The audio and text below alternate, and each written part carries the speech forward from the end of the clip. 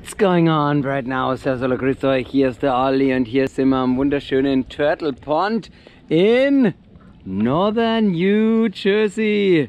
Es ist ein hammergeiler Tag, die Sonne scheint, es ist blauer Himmel. Der Bo und die Catherine, die fahren da drüben. Wo ist der Bo und die Mami? Schauen wir mal. Hi Honey!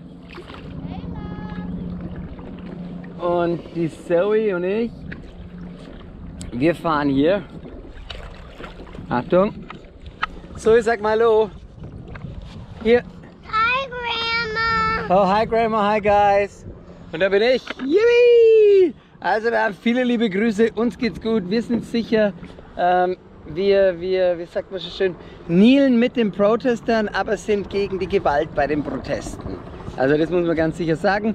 Zum anderen freuen wir uns, dass ab 8. Juni New York City auch wieder ein Reopening erfährt. Das heißt natürlich nicht, dass da gleich die Touristen wieder einströmen können. Das heißt nur, dass die erste Phase beginnt und davon gibt es 4. Und bei der ersten Phase, da können dann die Construction Workers anfangen, aber ansonsten dauert es noch 2 Wochen, 2 Wochen, sind 6 Wochen plus was weiß ich.